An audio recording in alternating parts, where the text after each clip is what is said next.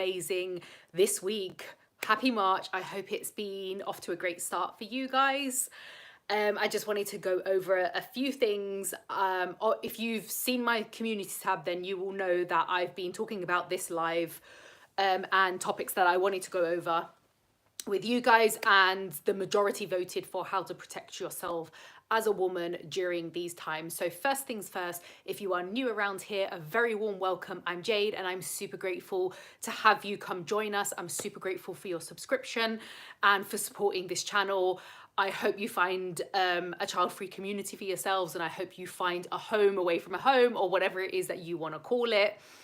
And what else was I going to go over? I've got my notes here, so as you know, I always have my Obsessed with Aussie notes. I wanted to go over some really important things to do with how to protect yourself, mainly as a woman during these times. And a lot of people are probably thinking it's more on a protection, like a physical protection, but we're going more into, you know, how to protect your energy, like spiritually, mentally, everything like that. So first and foremost, wherever you're joining from, make sure you say a hashtag live or name where you're joining from. I'd love to hear from you guys. I love hearing wherever you guys are from around the world. And also, if you're catching this on a replay, then just let me know down below. Pop your comments down below, whether you are on the live or on the replay. I'd love to hear from you guys. I don't know if this is a bit bright. I'm trying to figure it out.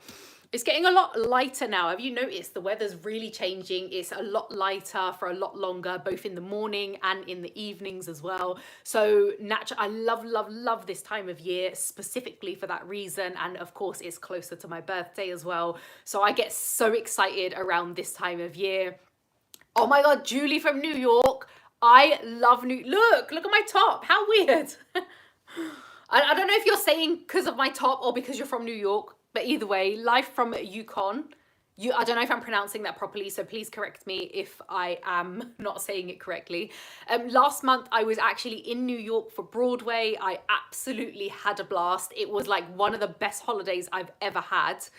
And I had already been there, but it was my husband's first time there and my second time. And I bought this the first time I went, like, years ago. Like, I went like 10 years ago. I hadn't been back for ages, and I went to watch Sarah Paulson on Broadway, and it was phenomenal. So if you didn't catch my last live, I actually spoke about that experience when I got back from New York, because I wanted to speak all about my experience of meeting my idol, who is Sarah Paulson. So yeah, if you haven't seen that live yet, it's the one that's before this one. So we're going to go straight in. If you are joining, whether you're on a live, whether you're on a replay, let me know down below whereabouts you're tuning in from. And I hope you're having a really good week and a really good March so far. So we're going to go over all things on protecting yourself as a woman during these times. I've got my notes because I don't want to miss anything. So we're going to go over three main things. So first and foremost, of course, we do have an obligation, obviously, to protect ourselves physically. That much is, you know, I think we would gather that much, especially from being on a child-free channel. Protecting ourselves physically is utmost importance. Even if you are a man and you're joining on the live, obviously I have specified that it's protecting yourself as a woman during these times. That's because sometimes these times are looking a little bit, you know, uncertain and scary for a lot of people, depending on where you are around the world. Like, there's a lot of things changing. There's a lot of things that have changed specifically in the last 4 years, of course, since COVID. And now with this post-COVID stuff, there's just a lot of things that are changing, a lot of things that are different, a lot of energies are different. So I'm going to go through three main topics that help with protecting yourself as a female. And they kind of all tie into one another. So I'm going to work my way backwards from 3 to 1, because they all tie into each other, and you'll understand as I'm going through it. So this isn't obviously just sex protection. It's about like mental, physical, energetically, spiritually, like who you're allowing in your space, who you're giving your time and energy to, that kind of stuff. Because when we talk about protecting ourselves, we think of like a shield or some sort of a barrier, and that goes for us, you know, both energetically. In fact, energetically, I think is probably the one that I learned about last, but the one that I wish I'd learned about first. Because when you protect yourself energetically and spiritually, oh my God, you just go, you find a new level of like peace, seriously. So I'm going to go through what protecting yourself isn't, because a lot of people can get this confused. So a lot of people think, oh, I'm protecting myself, so I'm going to push everybody away. Now, I'm sure we've all been there. I know I definitely have. I've made this mistake in the past with friends and partners, etc. I've definitely done this before, and I've caught myself in this trap before. It's easy to fall into, especially if you're in like a defense mode, or we're in like fight or flight mode. We can do this subconsciously and not realize that we're doing it. But it's really good to notice when you're doing it, because of course you don't want to lose out on friends and family because, you know, you're subconsciously pushing them away from you when actually they might be trying to help you, or they might be trying to love you, or, you know, make space for you and all of that. So everything I'm speaking about here, it's not about pushing people away from you or holding them at arm's length, or unless of course you need to do that. In terms of holding them at arm's length, you might need to do that for your own peace and sanity. If that's the case, then you take your call, it's your life. You can read that person energetically, but it's not about pushing people away or cutting them out or like being mean to them or blocking them, unless of course it gets to the point where you physically need to do that. Then by all means, your call, your life, you figure it out with your own energetics. So it can be easy to confuse because we've all been there. Let me know if you've been there before. I know I definitely have. My response would be like to like shut someone out. And it is, I'm not going to go into trauma responses now. It's a little bit too deep. And I don't really want to go down that road. So that's what it isn't. I don't want us to confuse that part. So but before so before we get onto the top 3 ways, firstly, there's one thing we have to make sure, and it's that you have to stop with the people pleasing. So that is one thing for sure. We have to, because of the 3 things, we're going to start from 3, 2, 1. We're going to go like self-confidence and compassion for yourself, self-love, self-care, whatever you want to call it, confidence and boundaries. But these 3 things, when they all tie into one another, you'll find that they're really difficult to do if you are a people pleaser. Now, we've all been there. Everybody is inherently, I think deep down, everybody's got that ability to kind of, we all want to feel liked. We all want to be accepted. We all, like, nobody wants to feel rejected. We all know that feeling's not nice. We've all been there before. So it's really important that we differentiate, like, am I people pleasing here? Am I pouring into everybody else but myself? If you're new around here or you haven't caught it, I did do a live stream about this ages ago. I think it was like sometime back end of last year, like around November time, I think.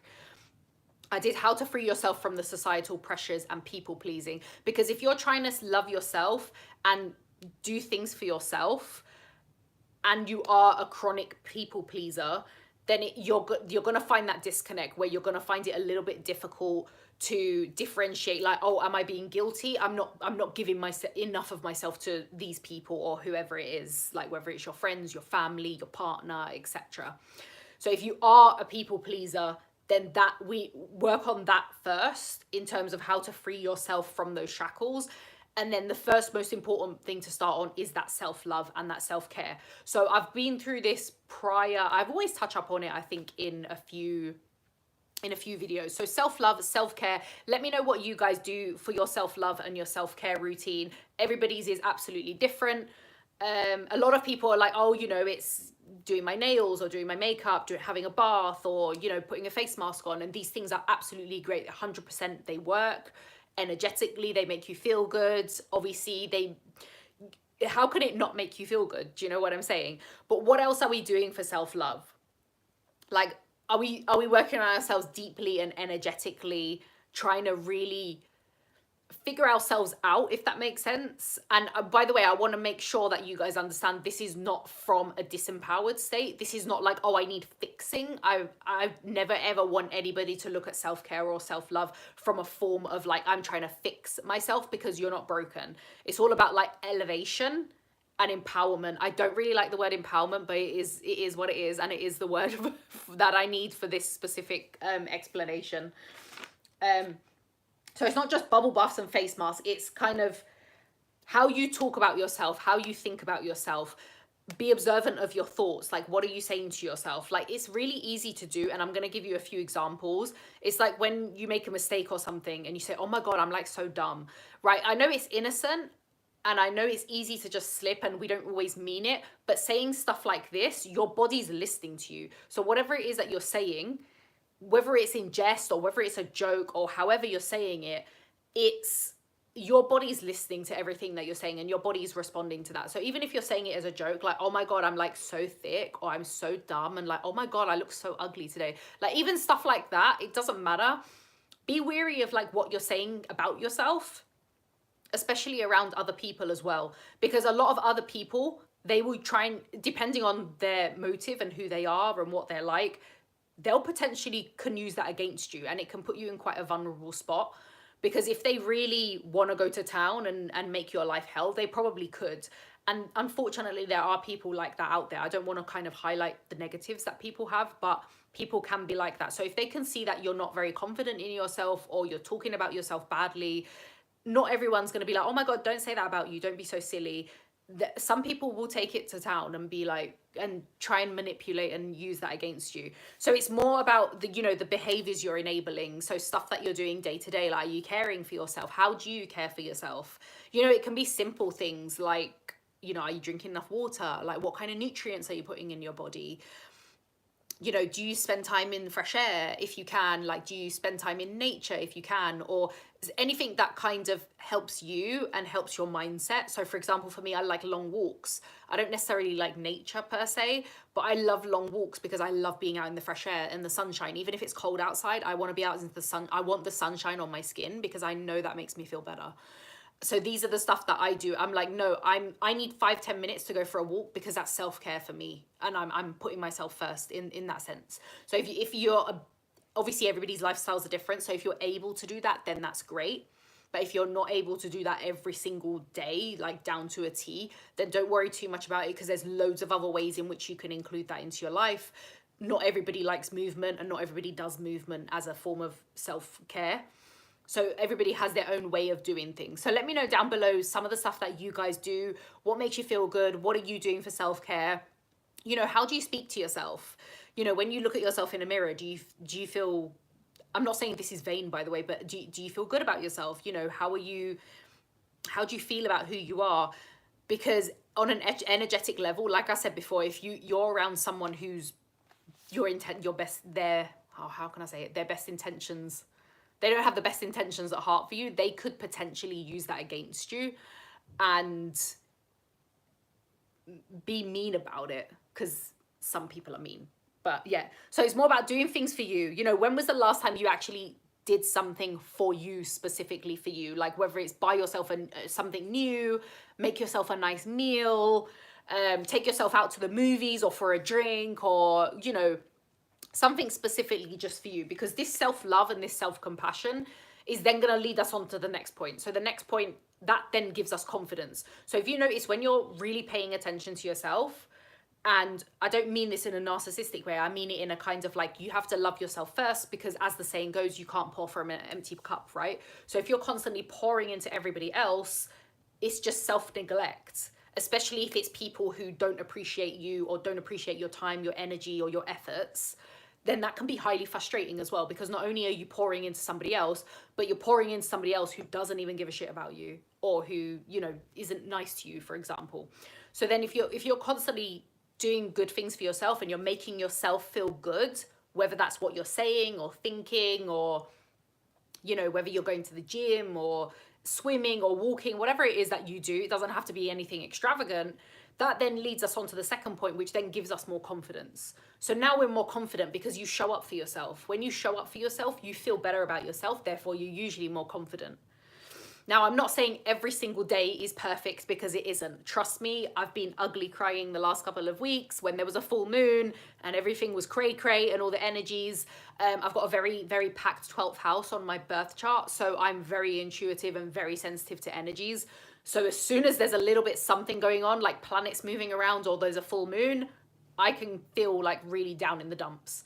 And it's not because I have a bad day or because I'm depressed. It's just in that moment, I'm not feeling 100%, and that's absolutely fine. So you're not going to feel 100% all the time. It's not about walking around thinking positive thoughts 150% of the time, because as a humans, that's kind of not really even possible. We all have shit times. We all have shit days. We all have days where we just want to lay in bed and do nothing and eat shit. And that's absolutely fine. You're just a human being. But going back to confidence, So confident, when you're showing up more for yourself, you feel better about yourself. So think about a time that whatever it is that you do, whether it's a hobby or whether it's something like for your physical health or for your mental health, think about every time you do that thing, how do you feel afterwards? And when you do it consistently, so when it's something that you do regularly, whether that's after work, after college, whatever it is that you're doing, when you show up for yourself consistently, how do you feel?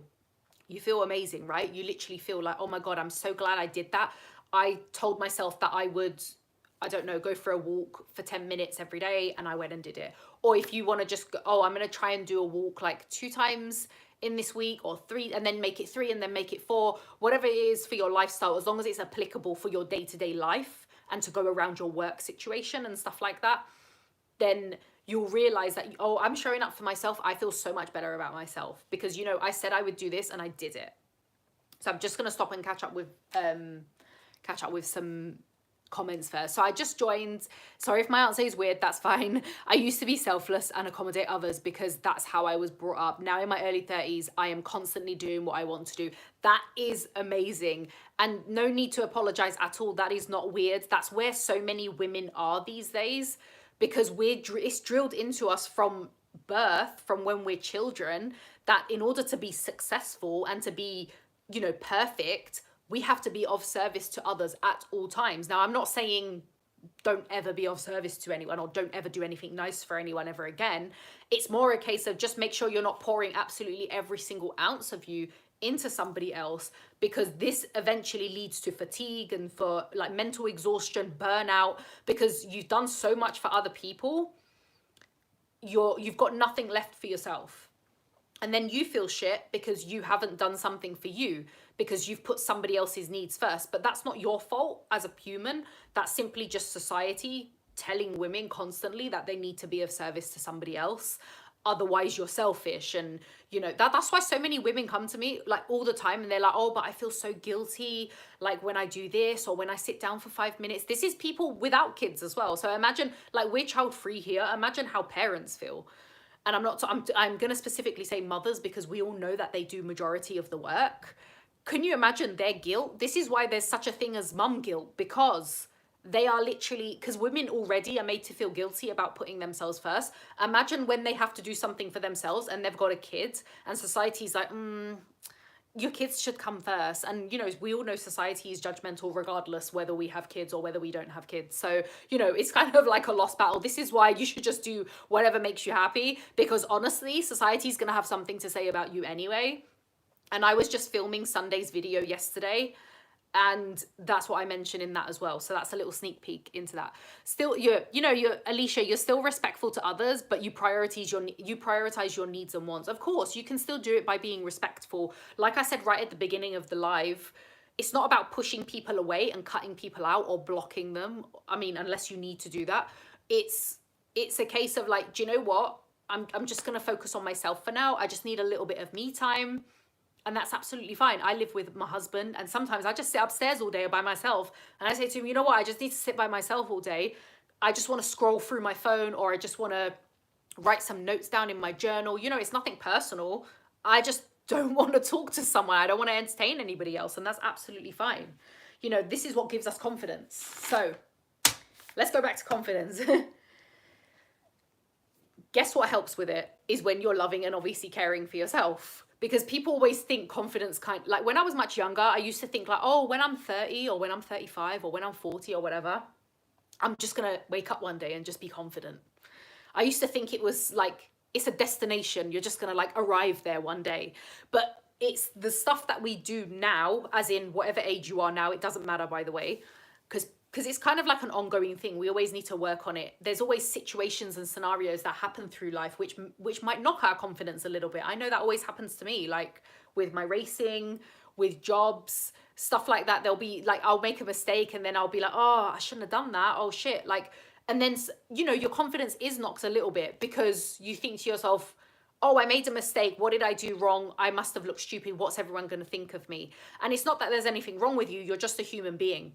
And I do this with my racing. As you know, some of you, I'm a distance runner.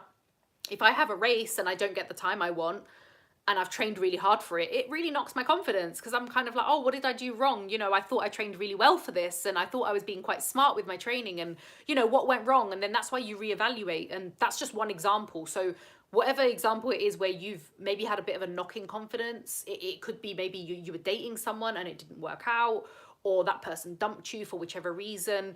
You know, that kind of stuff can make us feel like, oh, what's wrong with me? Like, what should I do now? You know, no one wants me. And it's not that.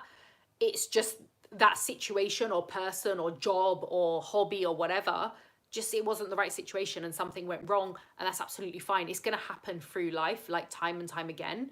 So it's best that we just have that resilience to it instead of trying to avoid the situation altogether, because if we try and avoid it, then we never grow. So if I avoid doing new things because I'm like, oh, I better not do that because I'm going to get it wrong, we're never going to get it done. Like, I was procrastinating starting this YouTube channel. I spoke about it for like 3 months. I was like, yeah, I'm going to film my first video. And then like 3 months went by and I still hadn't done it. And I was like, yeah, but I don't really know how to edit, and I don't really know how to upload, and I don't know how to, and I kept thinking of all the things I didn't know how to do or how I couldn't do it. And it kept stopping me from actually doing it because I was too worried about, oh, what if I do it wrong? And I still get it wrong now. Like, there's still, you know, like, none of my videos are perfect. Like, none of my edits are perfect because I'm just a human being at the end of the day. You know, we're gonna all make mistakes. Hey, Shweta, are you okay? I unapologetically put myself first at all times. Always have and always will. If people think they're selfish, they can get fucked. Yes, I love it. And I try not to swear, but I love it when others do. But yeah, there's might be a few F-bombs in my next video, but I'm trying to behave myself. But thank you very much. I totally understand where you're coming from. So yeah, that's a bit on confidence. So one thing I would say about confidence is don't avoid the things that you're thinking about doing or that you want to do or that you're interested in trying just because you're worried about doing it wrong or something like that. Because the truth is, we're going to make mistakes loads of times through life. I've made a shit ton of mistakes, especially with career paths that I've chosen, jobs that I've chosen. I've honestly made loads. I can't even I've got a list as long as my arm about how many mistakes I've made. And honestly, I'm still going to make them because there's still time. I'm still going to make mistakes with YouTube. I'm still going to make mistakes with thumbnails and, you know, stuff that I write, and, you know, it might be misunderstood or something along those lines. That's just life. But if I never do it, I'm never going to grow. Otherwise, this channel would be like non-existent. I have 3 kids and I wholeheartedly support your stance. That is really, really nice of you. Thank you so much, Optimal Score, for sharing. I totally appreciate you being really honest as well. A lot of parents like don't like the support because obviously they just think it's kind of like a us against them type of thing. So failure allows you to grow. It's very much needed in life. 150%. I totally agree. I feel like I've been bitten. Totally agree with that. Anyway, I'm just going to go back over my notes just with confidence. If you have joined, let us know down below stuff that you do for self-love and self-care as well. So when you continuously show up for yourself, you naturally build your confidence and your self-trust because you know you're going to do it. So I now trust myself with YouTube and stuff like that because no matter if it's perfect or not, the truth is I know I'm going to do it. Therefore, I'm confident doing it. I'm confident showing up because I'm like, right, I've done this before. I can do it again. It's the same concept with the gym. So if someone's starting the gym for the first time and they're new to it, and they might be a bit intimidated or a bit, you know, like, oh, I don't know what to do. I'm going to feel like an idiot. I don't want to look stupid. And then you start going, even if you go once a week and then you go twice a week and then you're like, right, next time I'm going to try go 3 times. And then as that goes on, you get more and more confident. Whereas if you never go to the gym, you're never going to want to go because you're always going to think in your head like, oh, I can't go. I always say I'm going to go and then I don't. And then it's just a self-fulfilling prophecy from there onwards. So Alicia, I gained confidence by 1, making mistakes and getting better, 100%. 2, realizing everyone else, including elders, are still figuring it out. Your 30s can be very enlightening if you carry the lessons on. Exactly. Oh my God, 150%. I absolutely love that because it's so true. People are still figuring it out. And you made a very valid point there about figuring it out because I've got a good friend and she's in her early 50s. I know it's so weird. A lot of my friends are like boomers. They're like in their mid 50s. I'm not even joking.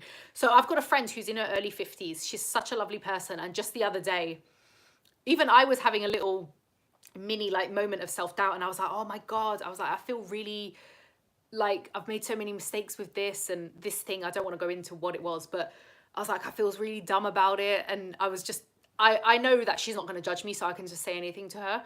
And she went to me, Jade, you're like in your mid-30s. She's like, I'm 51 and I'm still figuring it out. And that's when it dawned on me, like, oh my God, this woman's like 15 years older than me, and she's being honest and being like, look, we're always figuring it out. Nobody has it figured out. Even your favorite, like, people you idolize, so your favorite singers, your favorite actors, dancers, whoever it is that you look up to, or activists or CEOs or business owners, whatever, they don't wake up every day and be like, oh, my life is so perfect and everything goes well for me and I have every single day is amazing.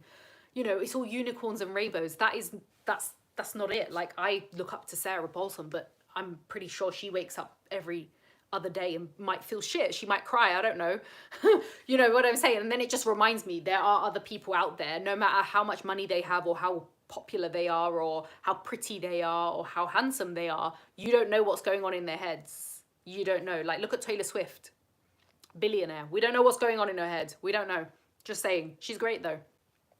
So this is where the disconnect can happen, because there's a bit of a disconnect sometimes with the confidence, because society is always like, oh, give yourself to others, be of service to others, don't take care of yourself because it's selfish and blah, blah, blah. And then on the other side, you know, we want to do something for ourselves and we want like 5 minutes to ourselves, or we want to have a bubble bath, or, you know, we just want a drink or a cup of tea or a coffee in peace. And the disconnect is that's why so many women end up falling into people pleasing, because they're like, I don't want to upset anyone, and if I do this, then I might upset XYZ person and I don't want to lose them. And this is the major disconnect that so many people are living in right now, specifically women. And they feel so unbelievably guilty doing one simple thing for themselves, whether that's sitting down for 5 minutes just to do a crossword, or just to watch something on TV or Netflix, or have a cup of tea or have a gin or whatever it is. They're just like, oh no, I need to be doing something. And I used to be like this when I was much younger. If I used to sit down, I couldn't sit down for too long, because I was like, do I need to clean? Do I need to clean the kitchen? Have I done that? Have I done this? And then you start walking. Does anyone else do this when you start walking around the house being like, do I need to do something? And I know you guys will 100% relate, because I used to do this so much when I was younger and when I lived at home. I used to be like, I feel like I should be doing something. And it wasn't that there was something to do. It was just because society's brainwashed us into thinking that we need to constantly be rushing around like a headless chicken, serving someone or feeding someone or doing something. Even if you've got a spotless house, you're like, maybe I should make a mess and then just clean it up, you know, because I'll be doing something and therefore I'll feel like I'm gaining something. That's not the case, guys. Don't get trapped in that. So we're always fed this chaotic, stressed narrative. Have you ever met those people where there's always like, oh, how's your day going? Oh my God, it's so awful. Like, you would not, I'm just having such a crazy morning and all of this. And don't get me wrong, those mornings exist and those days exist, but these are the people who it's like every day. Like, this is their reality every single day. Every day you talk to them, it's like there's drama. And I used to 100% be that person until I listened to myself and I thought to myself, oh my God, you just sound like a nightmare. You just sound like an absolute, I don't know. I didn't like that. That's why I stopped playing into that narrative. But then it dawned on me after having my spiritual awakening and having like all this self-development and working on myself and really leaning into what it is that I want out of me.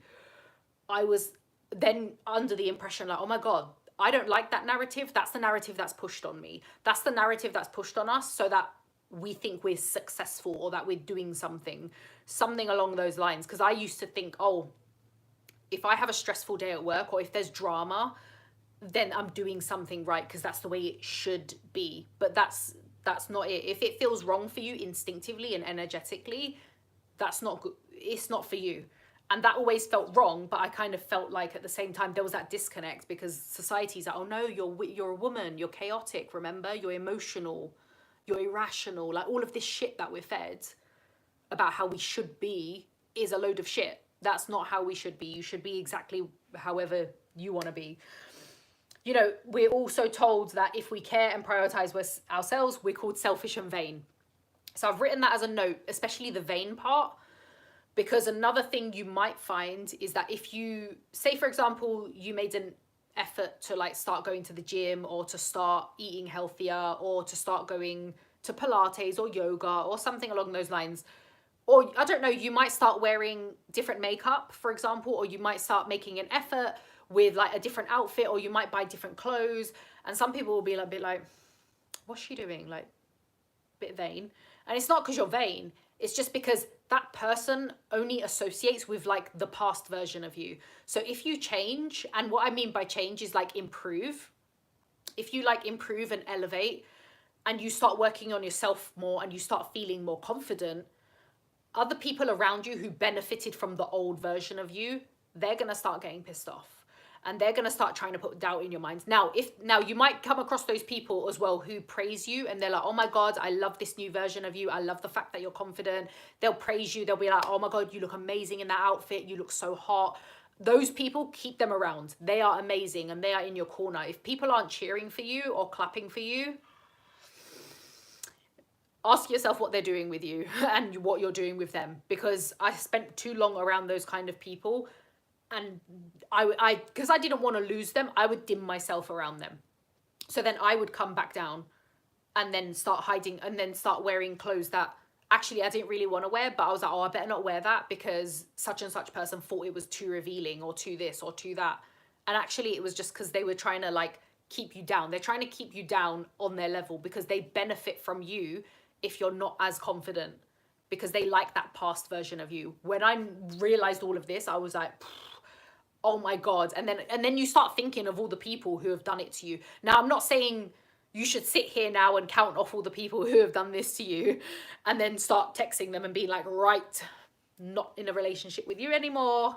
Don't come to my party or whatever it is. But obviously we've all been there. We've all had those people around us who, you know, when I first started going to the gym a couple of years ago, when I started taking it seriously, and I started going because I really wanted to start feeling better about myself, and I just felt really uncomfortable in my body. So I started doing something about it. My friends at work at the time were so arsy about it. They're like, oh my God, you're so obsessed with the gym. Why are you going every day? And I was like, I'm not even going every day. I'd go like once every other day or something like that. And people would get so arsy saying like, oh, you're obsessed, you're vain, you're full of yourself. And I'm like, well, no, I'm just going to the gym to like get healthy. It's not a big deal. Like for me, I just want to feel better about myself. And these people, I realized afterwards, because I was very young at the time, so I felt, oh my God, maybe they're right. Maybe I am vain. Maybe I'm full of myself. Maybe I need to like stop talking about the gym or not go or something like that. And I thought to myself, what the fuck? One day I just woke up. I was like, no, I'm going to the gym because I feel better about myself. Bottom line is, you go because you feel better about yourself. It doesn't have to be the gym, by the way. I just like using this example because it just fits perfectly. And I used to be a personal trainer years ago. Well, I say years ago, like last year. I'm getting plastic surgery soon. I know I'm fortunate to have the money to dispose for it. I told someone about it and they said it sounds superficial. I was fine with that. It's for me, not you. 100%, exactly. It is for you. It's your body. It's your call. It's your money. And you're gonna get that. You are gonna get that with people. And I'm saying that as someone who also has had plastic surgery. I had surgery like 16 years ago, and that's what I got told as well. Like, oh, you're vain, you're full of yourself, you're so this, you're so that. And I was like, no, this is for me. You don't have to like it. It's your body, it's your choice, 150%. Happy birthday, Jordan. Oh, you're Pisces. I thought we were in Aries season because I'm Aries, so we're going on to Aries season soon. But yeah, happy birthday. I hope you're having a great day. Let me know what you're getting up to. And Tan, happy birthday for tomorrow, because you just said yours is tomorrow. So happy birthday. All these Pisces. I'm liking this Pisces energy so far, honestly. Like, I'm really loving it. I've got a lot of friends on Facebook who are Pisces. And I'm just loving their energy right now. So going back to being vain and stuff like that, what happens with young women is then they pull back and they start dimming their light, and they start to, without realizing at the time, they start to self-neglect. because they're like, oh, I would hate for someone to think I'm really arrogant or vain or narcissistic or something like that. So what I'm going to do is I'm going to dim my light. I'm going to stop, being selfish, because obviously it's not, but that's what society will make you think it is. And I'm gonna make and then they dim their light and they become this kind of diluted version of themselves. Have you ever had those people around you in your life where you love them to bits, like they might be friends, they might be family, might be work colleagues, and you just feel like, I love this person, but I always feel like I have to dilute myself around them because I'm too this or too that or loud or too whatever it is. You just feel like you're constantly, your energy's like too much for them almost. And I definitely have those people in my head. There's still people that I see regularly, not as regularly, but then I always also feel to myself like, oh, I just feel like I need to put my filter on. And this is really hard when you're an Aries like me, because our filters they've got holes in them. So it's hard to have those. But so far we've covered self-love and self-care, how to protect yourself as a woman. That's led us on to confidence. So the second point is that leads on to confidence. And as you see, they all kind of dip into one another. So once you have that confidence and you feel great about yourself and you show up for yourself, I'm not saying it's every single day, by the way. You're still going to have days where you feel a little bit like, not sure. That's fine. Let yourself feel the feelings. Then that leads us on to the top one. So the third one was self-care. Second is confidence. Number one is boundaries. Okay, so it's hard to, this is why sometimes when I talk about boundaries, it can be difficult for people to put boundaries down because they don't have the other 2 points. So they don't have the self-care and the self-love. Like, it's not consistent anyway. And then, of course, where they're not consistently pouring into themselves and doing something for themselves, they then don't always have that confidence. So the confidence is a bit like, up and down. So then, of course, sometimes when you hear people say, oh my God, you need to put boundaries down. You need to put boundaries down. Everybody says it, but a lot of the time we're not even 100% sure what that means. Like, what do we mean put boundaries down? Because when I first heard that, I was kind of like, does it mean cut someone out? Or, does it mean tell them, I had this image in my head of making a fence, but literally making a fence between me and another person. And I thought, oh my God, I don't want to offend anyone. Obviously, I don't want to cut people out, or I don't want people to hate me or think that I'm this or think that I'm that. But those thoughts will naturally come up. But because you have that confidence in place, you're like, okay, I know I can put healthy boundaries down, because I think it's down to healthy boundaries. It's not about this, oh my God, stay away from me, stay over there. Like, this is an unhealthy boundary. It's like, oh, you've upset me, piss off, I'm gonna block you on all social media, for example. We can be friends with people and still have that boundary of like, oh, do you know what, I just need 5 minutes to myself, or actually I just want to spend all day to myself, with myself. I don't really want to go out for coffee today, or I don't really want to go to the pub for a drink. You're able to do that. You're able to bring yourself out of it.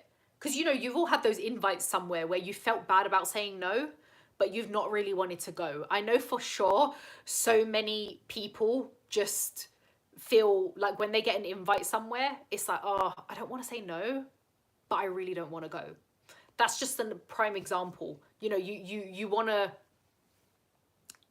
want to upset people, and I totally understand that.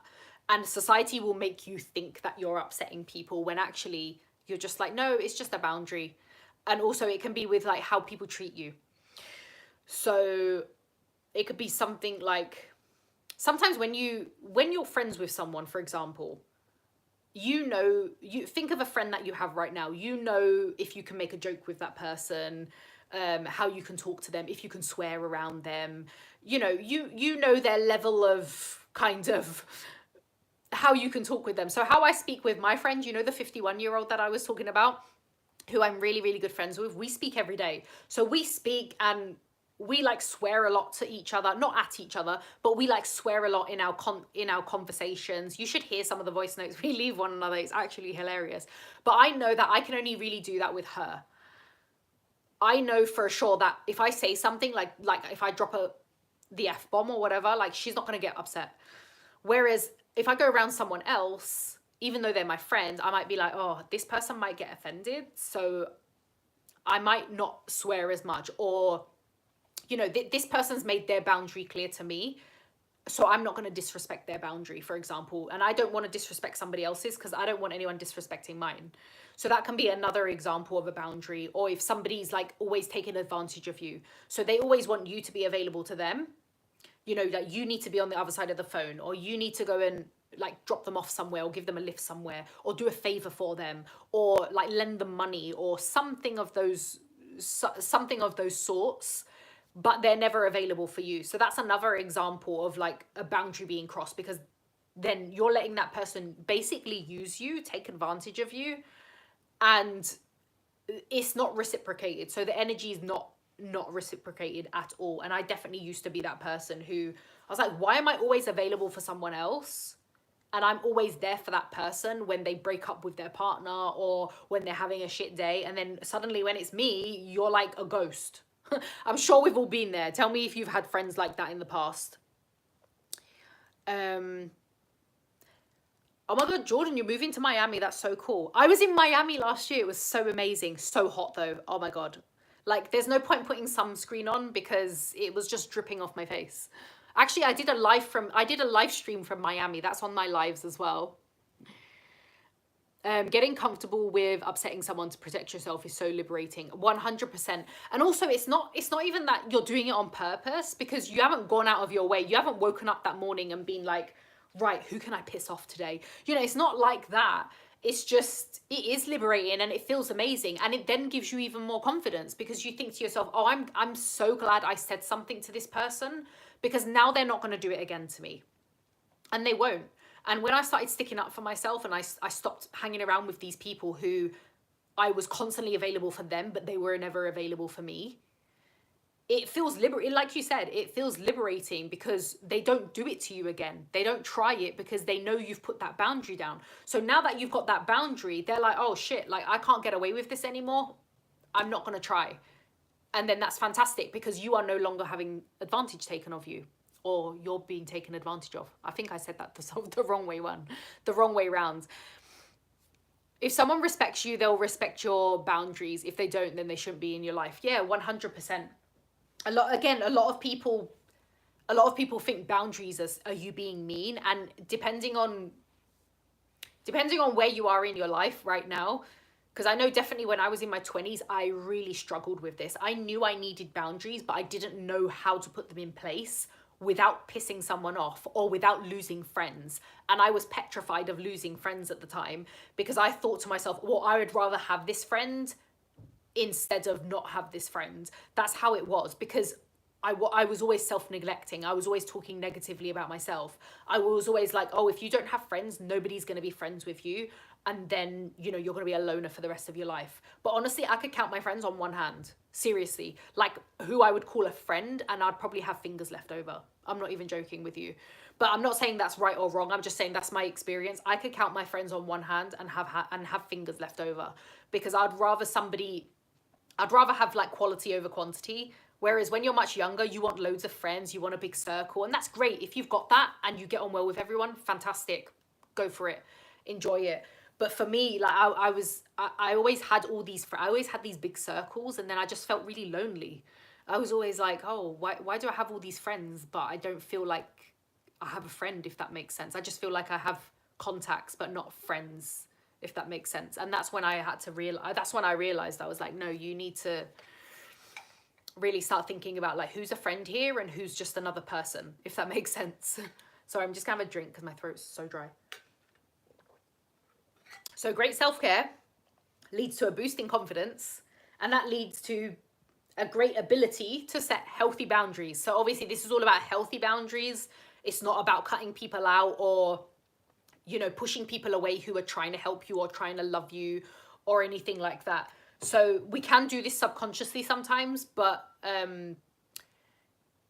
it's good to just be aware of if you are doing that, because I know I've definitely done that with people that I've been with in the past, like partners and stuff like that, and I've not realized, and I've been like, oh shit, like I thought I was putting a boundary down, but actually I was just pushing them and being a bit mean. So yeah. So if anyone so sometimes you come across those people who have loose boundaries. So you might have been there yourself. I know that used to be me. I've definitely come across those people who I've felt like you definitely have loose boundaries because, and then I always think to myself, that person just probably not very confident in themselves for whichever reason. Whether that's just some people just naturally, it depends on their lifestyle. It depends obviously on their parents and carers, the environment they were raised in. Lots and lots of things out there can affect our confidence growing up.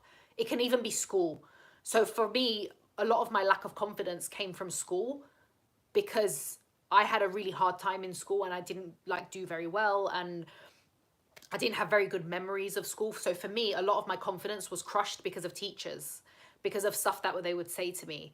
And when I speak to other people about this, they have very similar experiences. They're like, yeah, my teacher said to me, like, oh, I'm never going to amount to anything, or, you know, I'm going to be useless for the rest of my life, or I'm never going to make it to uni, and all of this stuff. And I don't think teachers realize that the stuff that they say to us when we're children, because that's what we are, even when we're in high school, we're still minors. You know, we're still children, and some of the stuff they're saying to us is actually really wrong. It's just so weird. Like, the stuff they get away with saying, I don't know. I just think it's disgraceful. That's what the school system's like here anyway. I don't know where it's like where you are, but over here, I feel like the teachers get away with murder. Some of the stuff, the way they talk to kids is just horrific. So a lot of my confidence issues came, like when I spoke about it with a therapist, a lot of them, it came up because of experiences in school, because of like bullies, and because of, now we all get bullied at some point, but because of school teachers, actually, believe it or not, because of the adults, not even the school kids. Kids are going to say horrible things. Kids are always going to be horrible. You're going to come across loads of kids who are just mean for the sake of being mean. That's inevitable. But the fact that it was teachers being mean, that's what got me, because I was like, you're an adult, you should know better, you know. So obviously, like we said, boundaries is not cutting people out. It's not allowing people to treat you like shit or to disrespect your time and energy. So if you're giving a lot of your time and a lot of your energy to someone and it's not being reciprocated, that's when the boundaries need to come in. That's when that person's either taking advantage of you, or you're not realizing that you're just pouring and pouring and pouring. Eventually, you're going to have nothing left in your cup. As the saying goes, can't pour from an empty cup. So Karina, I'm only 23, but I've never wanted a big group of friends. I'm happy with my tight-knit group of friends, 100%. There you go. Whatever you're happy with. And it's true. It's because some people are full of envy, because you might have something that they want. And this is what I was saying earlier on about when you start getting more confident and feeling better in yourself and being a bit more extrovert, or whatever it is that however someone shows off confidence. Like some people, not everyone's a loud confident. Some people are a quiet confident, and that's fine. It's not always being the loudest person in the room. It can be like certain outfits that you want to wear, or it could be like rocking a new hairstyle, or wearing a new makeup look, or, you know, buying a new car and driving a new car, or something like that. I don't know. It's just because that part of you is aggravating something of them. So it's nothing to do with you and everything to do with them. And that's what I always remind myself. Even now, if I come across someone that we you know, we've had a misunderstanding or we've not got on, it's very rarely to do with you. If they're getting triggered just because of your existence, what do you want me to do? Stop breathing? You know, I used to always think like, oh, how can I stop this person like from being triggered around me? And I was always just treading on eggshells. And then I thought to myself, oh, for fuck's sake, I'm not spending my life treading on eggshells because of something that they need to fix. Like, I'm fixing me, not fixing, but I'm improving me. You improve. Other people's improvements are not your problem, you know. I'm from the US, specifically Boston, but I was told by my choir teacher to shut up while I was having a panic attack. Whoa! Oh my God. That is so crazy. That is disgraceful. But yeah, this is what teachers get away with. It's oh my God, it makes me so angry. Oh my God, how weird. This is so many things from my video is coming. So the video that's going up this Sunday, it goes live every Sunday at 6 p.m. GMT. It's actually about, I speak a lot about the school system, and I go off on one about the school and the universities and everything like that, because it just gets worse. I used to think that when I get to high school and college, it's going to get better and they're going to start speaking to us nicer. And maybe it's because we're annoying kids that they're like speaking to us really angry all the time. And I think to myself, no, it doesn't matter. Whatever age we are, we shouldn't be like shouted at or told to shut up, or, you know, just the way teachers used to speak. And it's getting worse from what I know. I just, I just used to think, right, maybe it gets better when we get older. But honestly, I went on to college, which in the UK, college is something you do between school and university. It doesn't exist anymore. It's now sixth form. So I went to sixth form for 2-3 years, and it doesn't get any better. I was like, wow, you're all still rude. Like, if you don't want to work with young, like, kids and, you know, young adults, don't work in a fucking school, don't work in a university or a college, don't become a lecturer. You know, that it was so obvious that they just didn't like us. Or maybe they just didn't like me because I questioned everything. But anyway, we need to set boundaries with family members as well. Very valid point. Thank you for bringing that up. They could take advantage of you by being superior and raising the child, thus feeling righteous to exploit you. Yeah, exactly. A lot of family do this as well. Now, family is the hardest one, I would say, to make boundaries with, or to put boundaries down with, because obviously, you know, all the saying of blood is thicker than water, and but they're your family. And I hear this a lot from people who are estranged from certain family members, including their parents, is that people are always saying, oh, but that's your mum, oh, but that's your dad, oh, but that's your gran, or whoever it is. And it's always that kind of balance between, oh, yeah, but I know they're my blood, but you keep disrespecting my boundaries. Oh, but they're your mum. Yeah, but they keep disrespecting my boundaries. Or, you know, not respecting, you know, my wants, needs, likes, who I am as a person, what I'm doing for a living, what I'm choosing to do with my lifestyle and stuff like that. And it is really challenging. I've definitely heard this from a lot of people, is that they find it the most challenging with family because other people put them through the guilt trip. Again, the guilt trip comes up all the time. It will be from everyone around you at some point, is that they will guilt trip you if you're having to put boundaries down with a parent or a sibling or a family member. It won't necessarily be with friends or colleagues or anything like that. But if it's your family, you'll feel the most guilty because obviously they are your blood, and you do feel like, oh, maybe I shouldn't because they're literally related to me. I agree with you that adults are the most damaging to children. You would expect them to know better. I know their generation didn't prioritize mental health before, but it's no longer a valid excuse. Yeah, exactly. That is exactly what I think as well. And I think you're right when you say that that generation did not prioritize mental health, or prioritize kind of self-care and routine and stuff like that, because you know, I go into this in it's so weird that this keeps coming up, but I go into this in my next video where I talk about different generations and different challenges that we had. So obviously those generations, like for example, boomers and Gen X, I don't think they focused that much on mental health. It was just all about like, oh, just get on with it. Oh, but we got on with it, so why can't you guys? You know, we managed, why can't you guys? And it's not about that. It's just that life has changed so much. The world is constantly changing. As I said before, like the last 4 years alone, we've had some of the biggest changes economically, socially, all around the globe.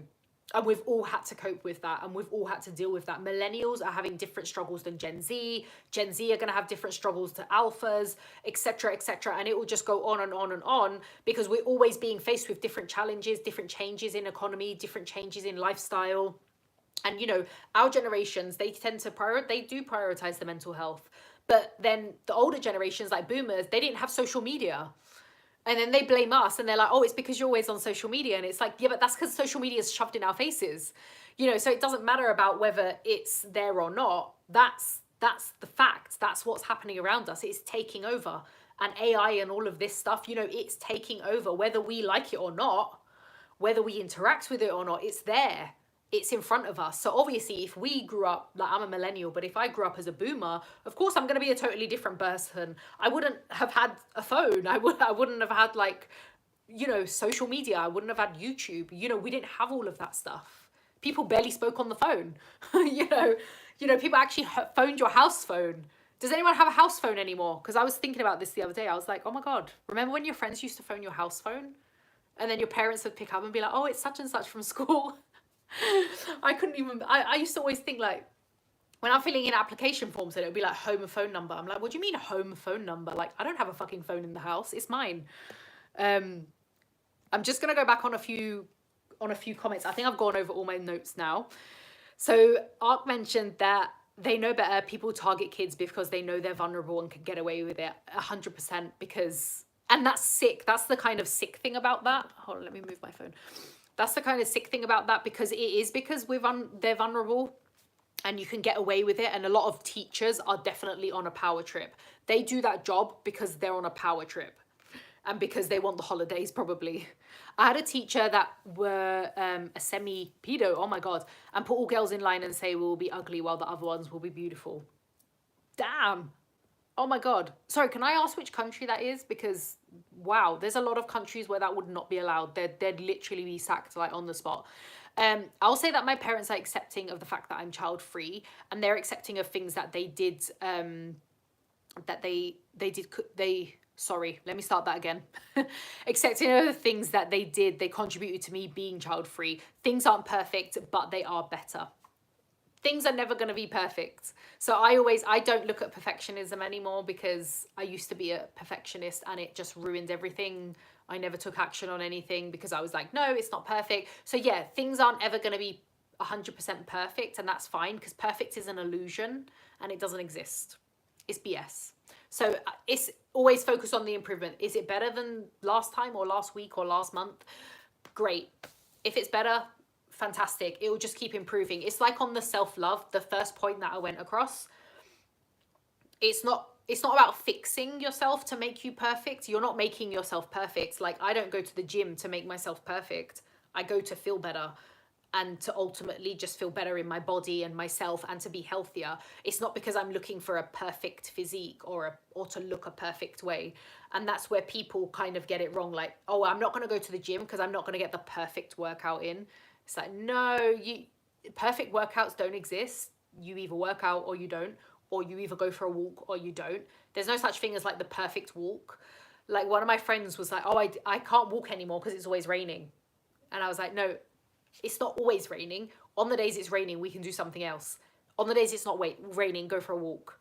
Because for her, she wanted to try and implement walking. But then she in her head, without thinking about, like, on a subconscious level, she was like, oh, I'm looking for the perfect opportunity to go for a walk. But the perfect opportunity and the perfect moment doesn't ever exist. The only moment we have is right now. Thank you for sharing that you were in Spain. But I'm actually horrified by that. That is crazy. But yeah, teachers can be so mean. People can be mean. But the only thing we can change is ourselves. I'm still reminding myself of this every now and again. I'm going to leave in a moment, guys. Wow, it's almost been an hour. Thank you so much for joining me on this one, guys. But yeah, there's always going to be people who have a problem with you, whether you do something wrong or not. Sometimes you just need to exist and they have a problem with you. That's not you. You can't change anybody else but yourself. And I'm always reminding myself of this now, even to this day, right now, when I'm doing any kind of self-care or self-love. I'm always like, I can't change the other person. I can only change myself. I can only improve myself. It's not up to me to improve anybody else unless they ask me, like, oh, what should I do with X? How can I improve Y? Unless they ask me outright for my opinion, I'm not going to give it to them. And it's not my business. So only ever focus on yourself, improving who you are, improving your mindset, or whatever it is you feel that you need to work on. Again, it's not from a place of hatred or fixing or I need to be perfect. It's just for your own elevation. So if you use social media correctly and use platforms like this channel or Reddit, you realize that you aren't alone and your feelings are valid. Sometimes our communities are stuck in their ways. Yeah, 100%. If you do use it, I keep saying that. Sorry, I need to stop saying that. Again, if it is used correctly and you go to those communities where you are celebrated and you find people that you click with, you find your tribe, it can be great. It can be a great way to connect people. And social media is so great for that reason, because it connects people from all over the globe instantly. So you can be on the other side of the planet and be talking to someone. So you can be in touch. So I've got loads of friends in America. I've got friends in Australia. And, you know, I think to myself, if I didn't have social media, it would not be very easy for me to contact them. I'd have to send them an email, which I know is really fast, but now in the day of age with WhatsApp and Instant Messenger and Snapchat and, you know, Instagram DMs, it's so easy to send somebody a message. Like, you don't need to worry about, like, oh, they're in Australia, I better not, oh, it's going to take 10 years for my letter to get there or whatever. My mum has a friend in Australia and she used to, like, send him an email, and it used to take them, like, ages to write out this whole email because they'd give, like, each other updates well, we've got WhatsApp now. You can just send them a message and it's just like that, instant. So this channel on Reddit has helped me because everybody wants children. Yeah, exactly. So you find, I'm so glad this channel's helped you, by the way. Thank you so much. And I'm really glad that it has helped you in some way. And I totally appreciate you guys subbing and, you know, liking, comment, sharing. It really helps reach those people who are looking for that child-free community and they are looking for their tribe. Because for ages and ages, we all feel lonely. Like I felt so lonely, like, oh my God, I'm the only one out of my friends and family who doesn't want kids. I stick out like a sore thumb. And they're out there for you. Your community are out there for you. Your tribe are out there for you. It's just about connecting. And like we said, it's easy to connect now. Like social media has made it easy. There's no excuse. It's there. It's instant. It's in our hands. So thank you so, so much for joining. I've absolutely loved this. Make sure you're protecting yourself energetically, spiritually, loving yourself truly from the inside, not just from the outside. So make sure it's all internal as well. Keep doing what you're doing. Focus on you. Focus on, remember, you can't change anyone else, just yourself. I'm even reminding myself of this. Thank you so much for joining, guys. Hope you have an amazing rest of the day, rest of the week, rest of the evening, wherever you are. And I'm going to catch you all really soon. See you later.